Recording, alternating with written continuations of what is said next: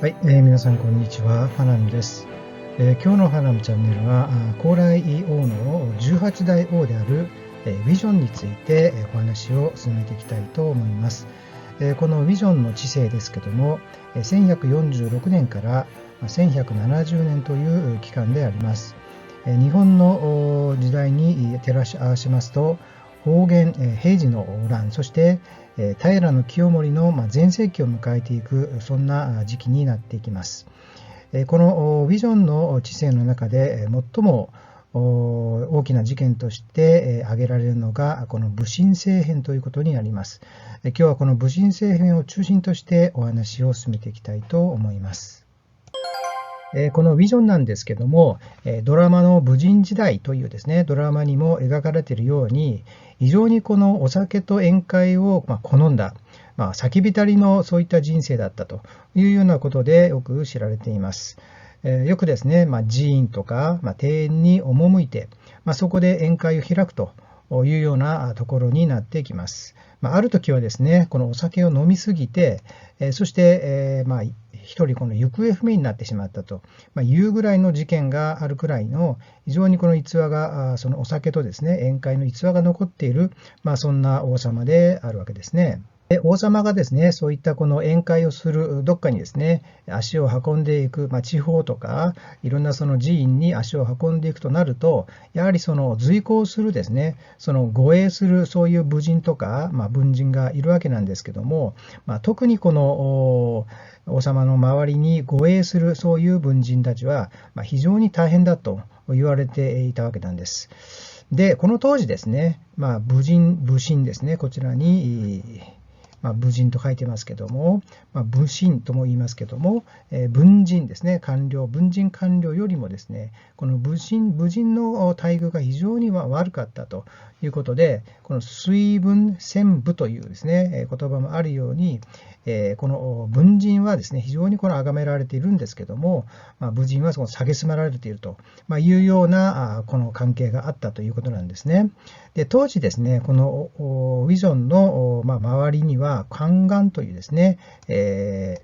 使えるそういう官僚とですね、内侍というですね、官僚がいたというんですけども、実際にはこの門閥官僚の力は非常に強かったということもあって、王様としては自分のその寵愛できる、そんなこの官僚として宦官と内侍を置いていったというんですね。ですから、その王様としては自分のこの周りを保護してくれるようなですね、そういった官僚を置かざるを得なかったとも言われています。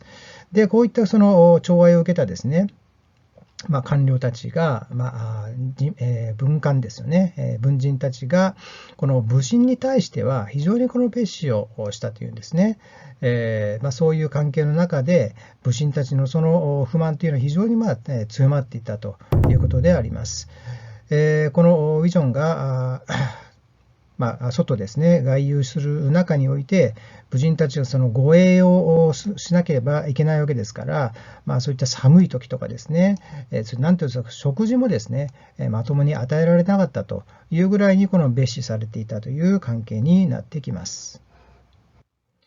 で、この当時ですね、このウィジョンが非常に好んだのがですね、武芸だったというんですね。で、武芸でこの当時のこの武芸として、五兵主伯というですね、オビョンスバ、韓国でオビョンスバと言いますけども、5人のこの兵士が一つとなって、この素手でですね、この武芸をするというような、空手のようなですね、そういうものが非常に流行り、それが武神のですね、出世の手段にもなったというんですね。ですから、これができて初めて、一つのこの出世の道が開けてくるというようなところですね。それから撃球というのがあったみたいで、韓国で極っていうんですかね。はい。そういったこの弾をですね、使いながら、馬に乗って弾を操るんですけども、こういったものを見せながらですね、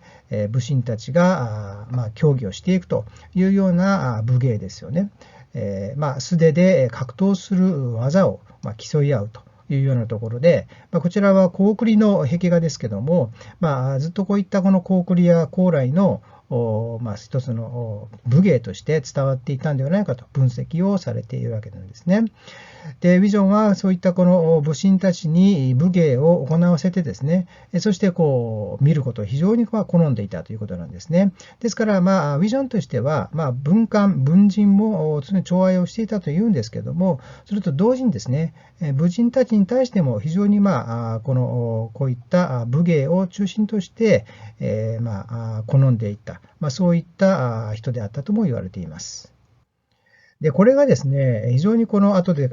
この先ほどの武芸が関わってくるんですけども、実際にこの武神たちの武神の政変が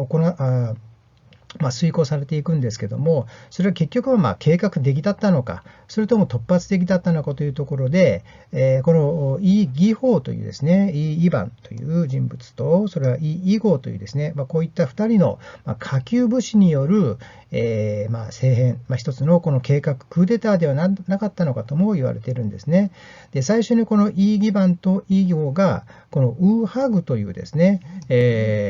この高級官僚、武人の高級官僚に、相談をしたんですね。そしたらウーハグは、いや、これは非常に私も日々ですね、不満があると。しかしながらこれを行うのは非常に難しいと、現実的にですね。ですからこれは失敗に終わるから私は手を貸さないというふうに断ったというんですね。そしてこのイバンとイーゴーはですね、このもう一人の、この将軍であったチョン・ジュンブというですね、人物に相談をしました。で、彼は、このチョン・ジュンブはですね、26年前に、この文官によって、この髭をですね、髭を焼かれるというですね、屈辱を味わっているわけなんですね。そういった屈辱を26年間、心に秘めながらいたというところで、非常に意気投合してですね、そして時が来たら、じゃあ結婚しようということになったというわけです。で、このオビョンスバですね、先ほどの、武芸なんですけども、これをウィジョンがですね、あるその行幸地方に遊びに行って宴会をする途中にですね、急にですね、これをしなさいというふうに命じたというんですね、今日こうせよと。はい、そして、ここで、試合というんでしょうかね、スポーツの競技が行われていくんですけども、その時に一番になったですね、その人物と、このイ・ソウンというですね、こちら、イ・ソウンという、非常に年を召した高齢の武神だったんですけども、このイ・ソウンとその一番になった人と戦わせるんですね。でもちろんこのイ・ソウンは高齢ですから、非常に負けてしまうということで、倒れてしまうんですけども、その時に見ていたこの文官であったハンレイというですね、人物にこの頬を叩かれるというようなところになってきます。これもこの武人時代のドラマに、なっているんですけども、非常に周りからこの大爆笑されるというですね、こういった屈辱を味わうということを見ながら、武人たちがそれを見ながらですね、非常にこの憤りを感じていく場面があります。で、その時にチョン・ジュンブが、お互いにこの目を合わせながらですね、じゃあこの時にこの政変を起こそうという時なんじゃないかということであったんですけども、いや、彼はですね、まだだというふうに目を目で合図しながら、そして、いや、まだだと、この時にまだ時ではないということで、合図をしたということですね。この時に、要するにこれが契機となってですね、そして、政変ということにつながっていくわけなんです。そして、観光でヘンチャというですね、行幸が、この先ほどの競技が行われた後にですね、ポヒョンウォンというところに、このビジョンは向かっていくわけなんですね。ポヒョンウォンというところに、入っていく。それを見届けた瞬間に、この先ほどのチョン・ジュンブがですね、命令を出すわけですね。その文官をかぶった者はですね、全員皆殺しだということで、ここで、その政変が遂行されていくということで、もうたくさんのその文人たちが、殺されていくということになっていくわけです。で、この先ほどのビジョンがですね、それを見ながら自分たちの周りに囲っていたその文人たちが死んでいくわけですから、今度はその武人たちにですね、自分のその側近に命じていくというようなところだったんですけども、このビジョンはですね、このコジェ道というところに